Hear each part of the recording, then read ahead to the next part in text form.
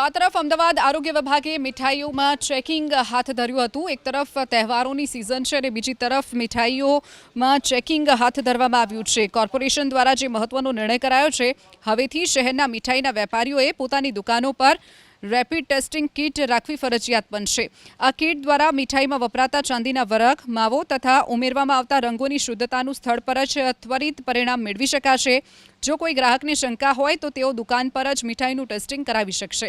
આજે સ્ટેન્ડિંગ કમિટીની બેઠકમાં આ નિર્ણય લેવામાં આવ્યો। સાથે જ આરોગ્ય વિભાગને આગામી દિવસોમાં વધુ કડક પગલાં લેવા અને ફૂડ સેમ્પલ લેવા માટેની સૂચના અપાઈ છે। આ નિયમના અમલીકરણ માટે ટૂંક સમયમાં આરોગ્ય વિભાગ અને મીઠાઈના વેપારીઓ વચ્ચે વિશેષ બેઠક યોજાશે, જેમાં વેપારીઓને જરૂરી દિશા નિર્દેશ આપવામાં આવશે। અગાઉ ફરસાણ તળવા માટે વાપરવામાં આવતા તેલની ગુણવત્તા ચકાસવા માટે TPS મશીન રાખવાનો નિર્ણય કરાયો હતો, પરંતુ તેનો અમલ હજુ સુધી સંપૂર્ણપણે થઈ શક્યો નથી।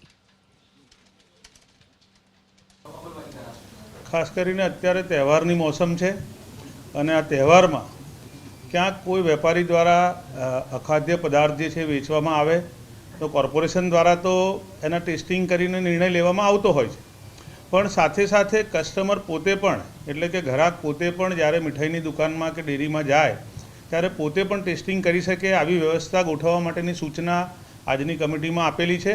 દરેક દુકાનદાર જે છે એણે પોતે જ આવી કીટ રાખવી પડશે, જેથી કરીને કસ્ટમર જે આવે અને એને જે ઈચ્છા થાય એ પ્રકારના ટેસ્ટ ત્યાં સ્થળ ઉપર જ કરી શકે, જેથી એને ખબર પડે કે જે ખાદ્ય પદાર્થ ખાવાના છે એ કેટલા સુરક્ષિત છે। અત્યારે તો મીઠાઈઓ ખાસ કરીને જેમાં માવાનો વપરાશ થતો હોય છે, પનીર અને જે કાજુ કતરી આવે છે જેની પર ચાંદીના વરખ હોય છે, એ ચાંદીનો છે કે એલ્યુમિનિયમનો છે, આ તમામ ટેસ્ટ જે છે સ્થળ ઉપર જ કરી શકે એ પ્રકારની વ્યવસ્થા ગોઠવવાની સૂચના આજે આપી છે।